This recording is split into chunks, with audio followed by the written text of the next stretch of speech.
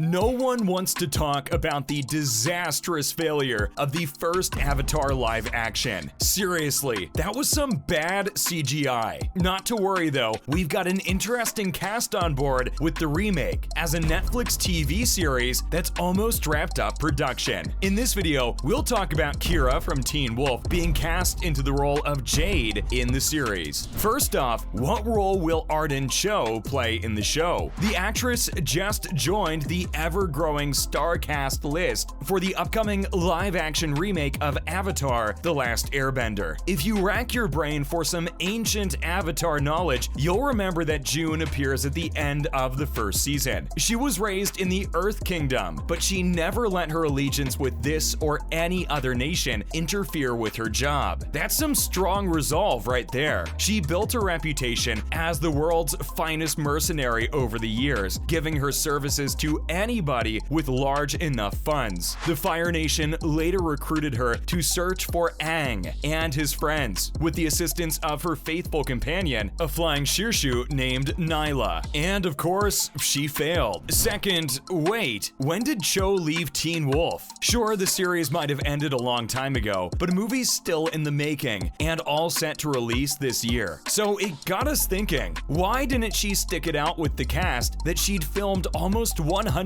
episodes with? When we did a little digging, the answer wasn't that surprising. Cho was being paid peanuts compared to what her white co-stars were getting, and she was understandably upset when she found out. Apparently, the salary she got was less than half of what her female co-stars were getting too. She wanted to take a stand for Asian American actors in the industry by refusing to work for less than what she's worth, and we respect her for it. We also suspect that Dylan O'Brien left the franchise for the same reason, but she's done great since leaving Teen Wolf. Even apart from Avatar, she's already on her way to a role in another upcoming Netflix series called Partner Track. So what about Hakoda and King Bumi? You'll remember Hakoda as the leader of the Southern Water Tribe and Sokka and Katara's dad. After his wife dies, he and the other men of the tribe go to fight in the apparently never-ending war against the Fire Nation. He appears multiple times in the original series, but only once in episode 15 of the first season, when he says goodbye to Sokka before sailing off to sea, a loss that he probably never recovered from. In the live-action series, Joel Montgrand will be playing his character, and surprisingly, he played the same role in the failed 2020 live-action too. Talk about fate. Since the show's pretty much sticking to what happened in the animated series, Hakoda's role will be the same. Earlier this year, they also revealed that Utkarsh Ambudkar would play good old King Bumi. He may sound like a new face, but he's appeared in some pretty cool movies like Pitch Perfect and Free Guy. Sure, the actor's only 38, but his role's 112 years old. You'll remember that the original series King sends Aang and his allies through a series of trials ending in epic combat to ensure he's ready to face the Fire Lord. He was also one of Aang's greatest friends in his childhood, and one of the few old bits of his life before being frozen in an iceberg for a century, which we find out at the end of that episode. Also, what about the main cast? All the characters talked about so far were just minor roles.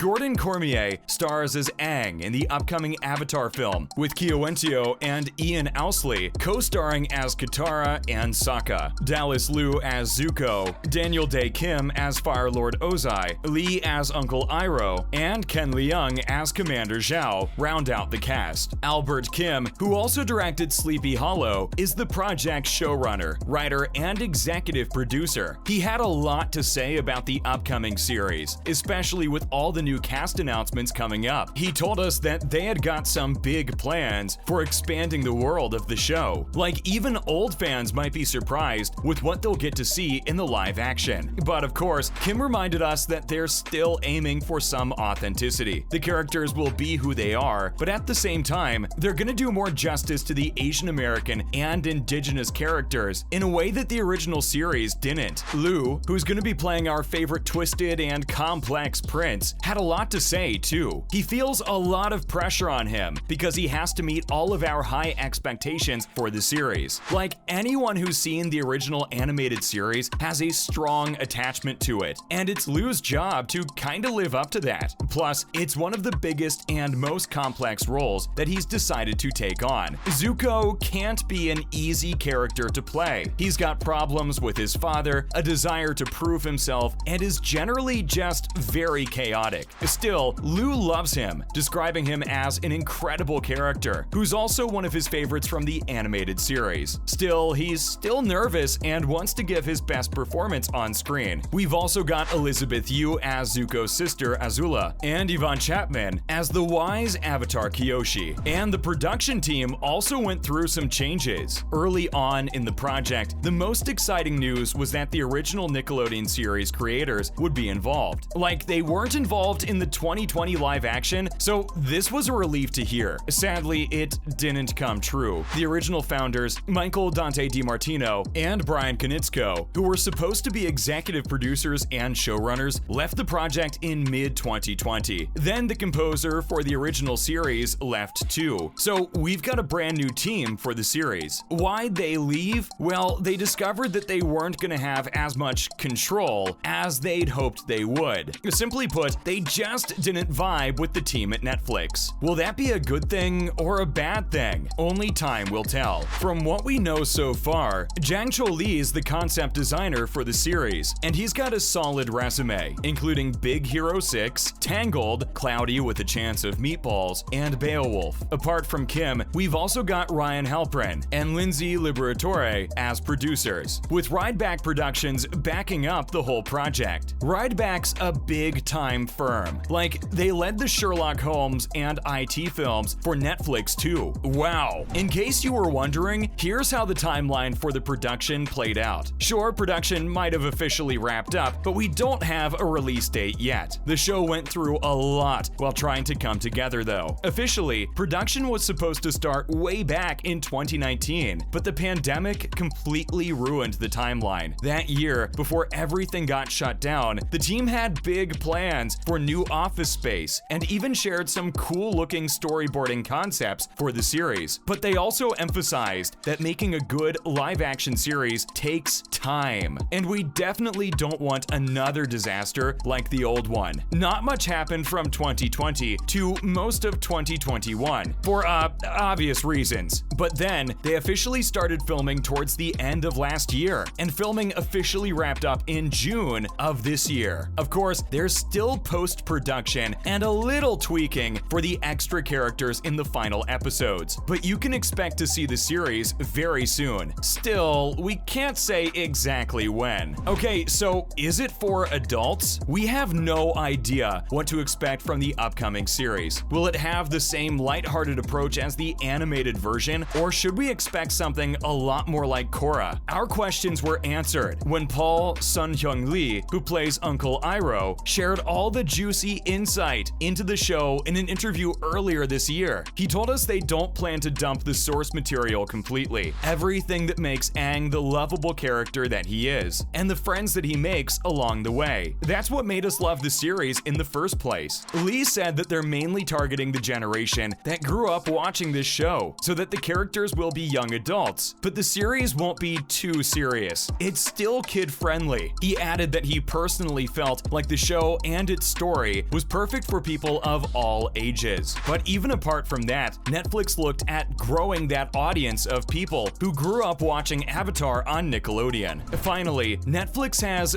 big plans for Avatar. In an interview, the streaming giant shared that they're planning to turn shows that have their own little universes into major franchises. This announcement came with the live-action adaptation of both One Piece and Avatar in the works. If you look at how successfully they made Stranger Things as popular as it is today, we have no doubt that they'll accomplish the same for Avatar. That's a wrap for this video. Are you looking forward to seeing Netflix's live-action remake? Let us know in the comments below. Make sure to give this video a thumbs up and subscribe to our channel for more videos like this. See you in the next one.